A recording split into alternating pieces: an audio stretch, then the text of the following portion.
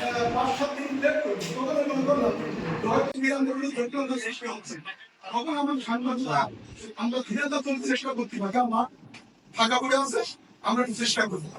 কিন্তু আমার এই স্ট্যাটাস থেকে আপনার গণ অধিকার পরিষদের রাশেদ খান আপনারা চেনে, ও আমার কাছে ফোন দিয়ে বলছে, চাচা শুধুই হসপিটাল দেখি, তো হসপিটালই না, এর কারিগরি ওপর সহযোগিতা ডাক্তার পর্যন্ত এবং টেলি এবং মেডিকেল কলেজ দেবে এবং গভর্নমেন্ট নিয়েছে প্রত্যেকটা বিভাগে একের অধিক এই হসপিটাল ওনারা সিটি বিশ্ববিদ্যালয়ের বিভাগীয় অফিসারকে নিয়ে আসছে।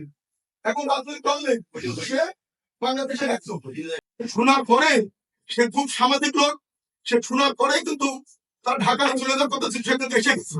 এই যে এরকম ব্যক্তিত্বপূর্ণ লোক আমরা যদি পাই, আলহামদুলিল্লাহ আমরা এই হসপিটাল এখানে হসপিটাল পাই যাবেন সবাই একটা ছোট্ট একটা বাড়ি, আর বাদ বাকি আমরা যারা উপস্থিত আছি আমরা বড় বাড়িতে থাকলাম।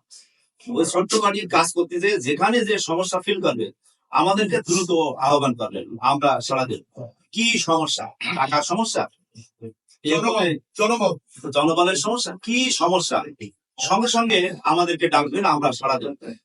যে আমাদের কালীগঞ্জে অর্থাৎ মান্দারসোনা থেকে থানাভরা পর্যন্ত আমরা টোটাল রাস্তায় আমরা মানববন্ধন করতেছি।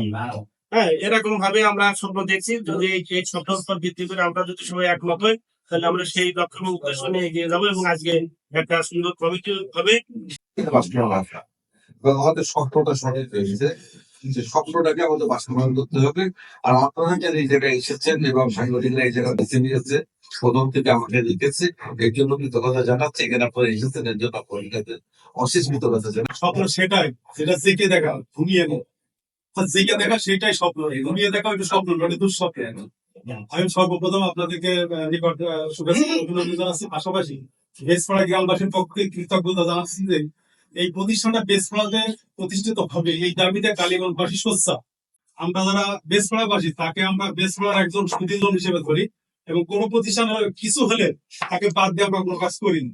তো সেই সুদীজন তাকে হাজী মহাসিন বলে আমাদের বেসপাড়াবাসী জানে, এবং কালীগঞ্জের উনি একজন সুদীজন এবং পাশাপাশি উনি একজন শিক্ষানুরাগী এবং দাতাও বলা যায়, কারণ ওনার জমিতে অনেক প্রতিষ্ঠান গড়ে উঠেছে। আমি এটুকুই বলছি এই কারণে যে বিগত আমি একটা চিঠি পাইছিলাম যে রংপুর বিভাগীয় কমিশনার স্যারের চিঠি, যেটা আমরা কালেক্ট করছি, যে একটা প্রতিষ্ঠান চূড়ান্ত হয়েছে নীলফামারীতে, যেখানে অর্থ বিভাগের মানে না স্বাস্থ্য মন্ত্রণালয়ের যিনি উপদেষ্টা নিয়ে ওই বিভাগীয় কমিশনারকে বলছেন যে মাত্র 80টা জায়গা হলে 1000 বেডের হসপিটালটা করা সম্ভব। সেখানে ওনারা 100 বিঘা জমি পেয়েছে, একটা বড় প্রতিষ্ঠান করেছিল, সেটাকে সরকারি সেই প্রতিষ্ঠানে তারা সিদ্ধান্ত নিয়েছে। তাহলে আমাদের এখানে জমি প্রায় 10 একর। তারপরও আমি হাজী মোহাম্মদ মহাসিন নামধারী আমাদের যে শিক্ষানুরাগী আছে, এই জমির পাশে ওনার বৃহত্তর এখনো 50 বিঘা জমি ওখানে আছে। আমি মনে করি যে আমাদের জমি কোনো ফ্যাক্ট না। জমি যদি প্রয়োজন হয়, আমাদের দাতা সাহেব উনি আছেন, আমাদের সহসদন শ্রোতা, আমার কীর্তি সমতুল্য, উনি কিন্তু এইসব কাজে পিছপা হইল। যদি আপনারা প্রয়োজন মনে করেন জমি বেশি লাগবে, তাও আপনারা পিছাবেন না। আমার মনে হয় আমাদের অভিভাবক, কালীগঞ্জের অভিভাবক, উনি সর্বজন শ্রদ্ধেয়, উনি এই বিষয়ে ওনার জমি, আমার মনে হয় পিছপা হবেন না। কালীগঞ্জে এই প্রতিষ্ঠানটা প্রতিষ্ঠিত হোক, এটা বেসমারা মিলে কোনো কথা না। বেসমারা তো কালীগঞ্জের একটা অংশ, ক্ষুদ্র একটা অংশ। কালীগঞ্জে প্রতিষ্ঠিত, কালীগঞ্জের বিশেষ করে যারা সাংবাদিক পেশায় আছেন তাদের উদ্যোগে এটা হচ্ছে। আমরা প্রথম উদ্যোগ দিয়েছিলাম সোহেল ভাই বলার পরে, কিন্তু আমাদের একটা ত্রুটি ছিল, যে ত্রুটিটা আমরা সংশোধন করতে আমাদের 4 দিন লাগে। পরে গ্রামবাসী সুবিজনদের মতামত নিয়ে আমরা অলরেডি যে ম্যাপ জোগাড় করছি, ম্যাপে আমাদের প্রস্তাবিত স্থানটা হল ঢাকা-খুলনা মহাসড়কের পাশে এই প্রস্তাবিত জায়গা, এবং আমরা একটা খসড়া আবেদন রেডি করছি, যেটা আমাদের সাংবাদিক বল এটা আলোচনা করে লিখে তারা এটা দাখিল করবেন। অনেক ধরনের প্রতিষ্ঠান আছে, যেখানে আমাদের মাননীয় মেয়র, সাবেক চেয়ারম্যান সাহেবেরও এখনো প্রায় সরকারি ছবি এখনো আছে সবই।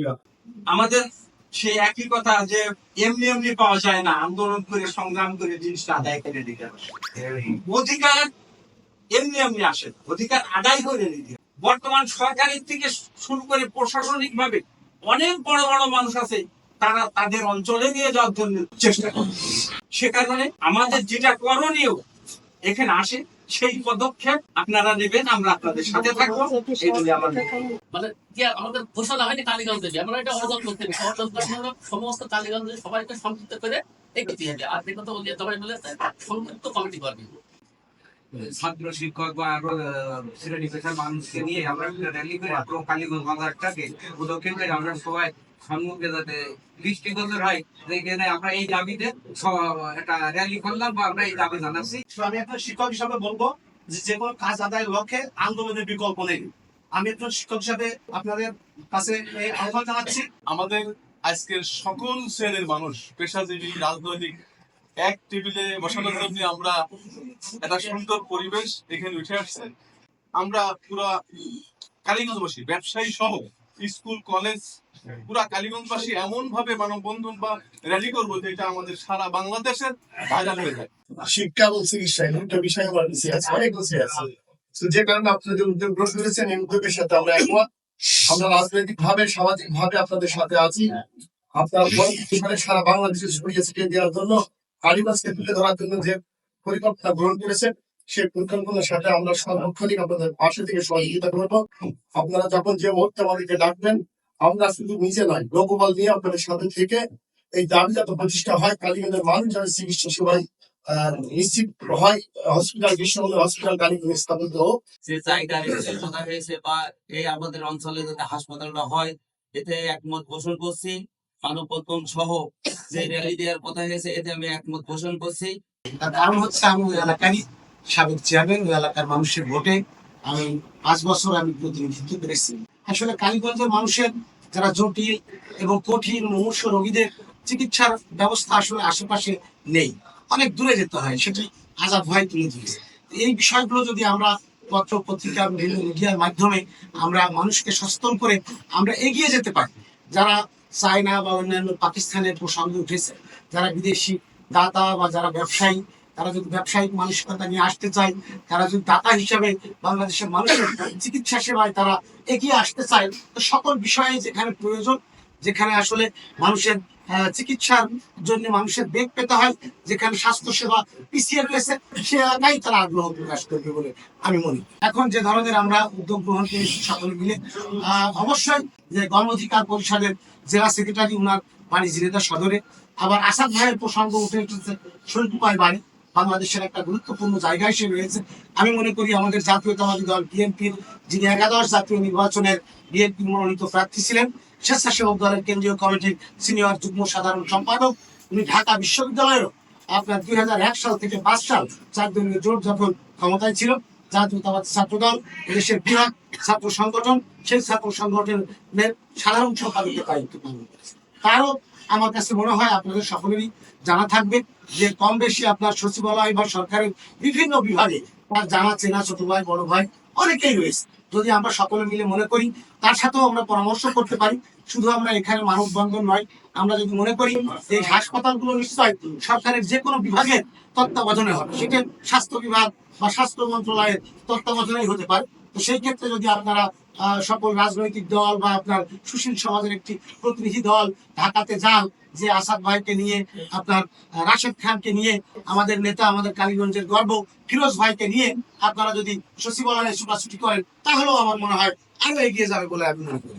পুকুরিয়ার সাবেক চেয়ারম্যান মতলব নিয়ে গেলেন, উনি তখন এই আইয়ুব খানের সামনে বলিলেন যে আমাদের কালীগঞ্জে, আমাদের না বলে আঙ্গার কালীগঞ্জে খুব তুষার হয়।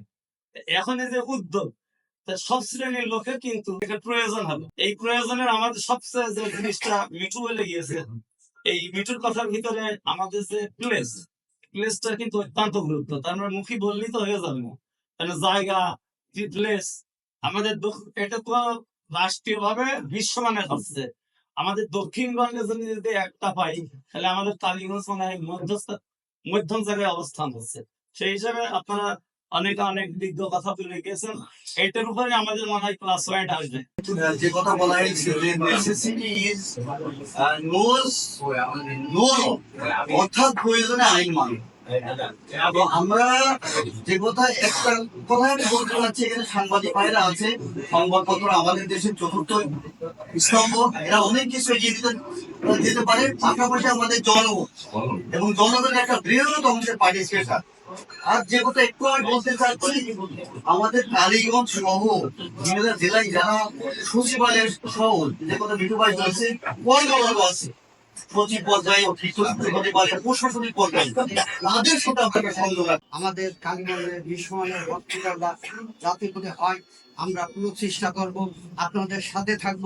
প্রয়োজন বোধে আমার সড়ক ফেডারেশনের সাথেও আমরা কথা বলবো এবং ফেডারেশনের কথা বলে আপনাদের যত প্রকারের সাহায্য করতে হয় আমাদের ফেডারেশনের নেতৃবৃন্দের সাথেও আমরা কথা বলে আপনাদেরকে সাহায্য করব। প্রয়োজন বোধে যদি আন্দোলন আনতে হয়, আন্দোলনের মাঝখান দিয়ে আমাদের যদি গাড়ি বন্ধ করতে হয় এই প্রতিষ্ঠান তার উপলক্ষে তা আমরা করতে বাধ্য হব ইনশাল্লাহ। আমাদের সমস্ত হাজি সাহেবকে আমরা একত্রিত করি, যেভাবে আমাদের দরকার সংগ্রাম, মানববন্ধন, র্যালি, যেটাই প্রয়োজন আমরা সেটাই অংশগ্রহণ করবো। স্বপ্ন ঘুমাই থাকবো না, জেগে দেখবো। আর আপনারা প্রতিষ্ঠানের থেকে যে শিক্ষার্থী, শিক্ষক মন্ডলী, অভিভাবক যদি আপনারা সহযোগিতা কামনা করেন, আমরা প্রতিষ্ঠান থেকে ইনশাল্লাহ আপনাদের পাশে আছি, থাকবো। রাখতে চাইছিলাম এখানে আমরা একটা মোটামুটি করছি আনোয়ারুল ইসলাম রবি, তন্দুর রহমান মিনি,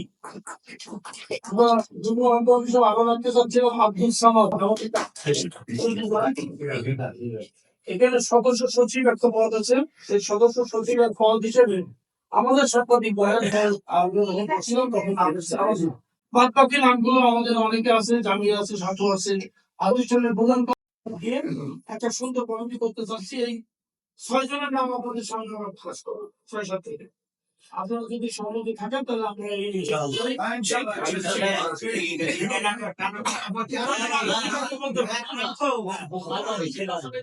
হ্যাঁ ওটা দেবো আমরা। আচ্ছা ধন্যবাদ। কারণ কোনো আপত্তি থাকলে বলতে পারেন। আমি একটু আপত্তিত থাকার কোনো সুযোগই নেই, বরং সংযোজনের জন্য আমি বলছি যে আমি আর ভাই হয়তো আছে মনে হয়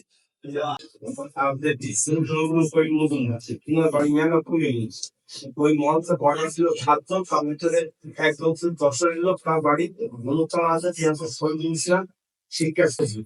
তিনি বললেন যে আমরা তো যারা বসে আছে আমার দেখে বললেন সিনাদের বাড়ি সব মিলে হ্যাঁ ডিসি সব আমি একা একটা কাজ করবো, ওরা 6টা কাজ করবো। সেই পদটা থাকবে সাহেবের টেবিলি যাওয়ার মতন লোকের লোক দরকার, তাহলে কাজ হবে নাই হবে না। ভাই একটা ধারে একটা ধারে আমরা আপনাদের সকল প্রকার সহযোগিতা করবো। আমরা এই রাজধানীর সকল প্রকার সহযোগিতা আপনারা দেবেন। যারা কমিটিতে আছেন তাদের মনোবল ঢুকাবেন, আর্থিক ভাবে যদি লাগে সেভাবে যদি হবে। কালীগঞ্জে একবার ধরছিল আমার মনে আছে যে আমাদের লাল কালার একটা জমি একবার হয়েছিল ক্যান্সার হসপিটাল মনে আছে আমার, কিন্তু পরবর্তীতে যোগাযোগ না করতে পারে হসপিটালটাকে কেউ চলে যাওয়া কথা হচ্ছে সামনে কথা হয়েছে। আমি বলছি যে আপনি রোগের শেষ আর কাঁচের শেষ রাখবেন তাহলে কিন্তু করা যাবে। আমি যুদ্ধে জয় করেছি এই কথা বাড়ি পিছিয়ে থাকে যেমন লাভ করা হয়েছিল জড়মূল লোক ছিল না, এটা পরবর্তী কেটে ওই পুষে লেগেছে। আমার মামার মনে আছে জমি একবার হয়ে গেছিল।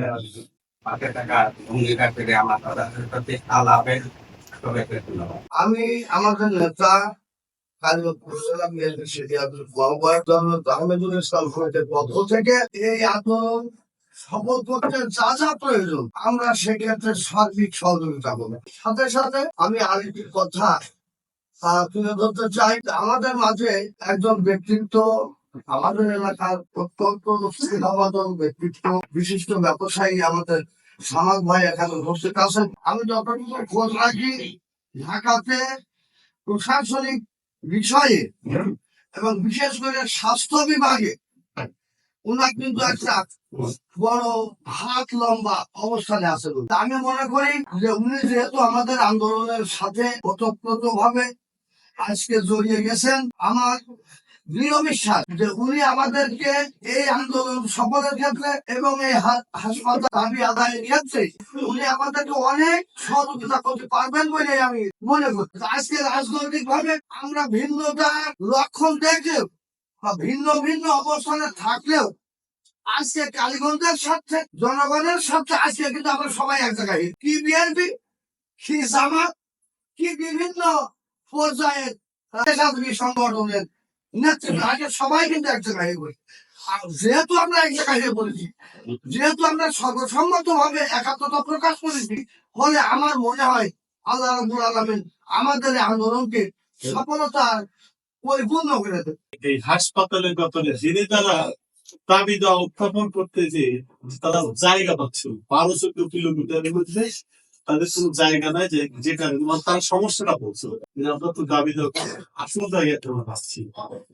তো সেই জায়গাটায় আমরা যেহেতু জায়গা পাচ্ছি এই জন্য এটা আমরা জিনেদার আন্দোলন হিসেবে গড়ে তুলতে পারি এটাই। দ্বিতীয় বিষয় হচ্ছে এই আন্দোলনের সাথে গতকাল আমি তোমার সাথে বলছিল আমি আমাদের দায়িত্বশীলদের সাথে প্রস্তাব করে কথা বলছিলাম আমরা হাজার জনগণ আমাদের দেবো, তোমরা যদি বড় প্রোগ্রাম করো। এরপরে আমাদের ঢাকায় যে সমস্ত আমাদের লোকজন আছে, আমাদের কিছু বান্ধবী চলে আছে, তাদেরকেও কাজে লাগাবো। এটা আমাদের এখন কি উপদেশটা আছে আমাদের নায়েবে আমি সাপে তখন মুজিবুর রহমানের খুব কাছের মুজিবুর রহমানের খুব কাছের মানুষ, পারিবারিক লোক এটা তো আপনারা জানেন। তো আমার বিশ্বাস এখানে কথা বললে সে আমরা কাজে লাগবো। বিশ্ববার একটা আশা করে আমাদের জন্য আমরাও চেষ্টা করছি, আপনারা অবশ্যই থাকবেন। আলহামদুলিল্লাহ আলহামদুলিল্লাহ অবশ্যই আমার মাধ্যমে ইনশাআল্লাহ তা আমি আপনাকে একটা বলতে চাই যে কোনো কাজ কিন্তু অসম্ভব না। আল্লাহর ইচ্ছা যদি ভালো থাকে এবং আপনার ভরসা রাখছি আমাদের কিন্তু আপনাকে দৌড়াতে যারা এখানে আছে আবার আছে বা জানেন ভালো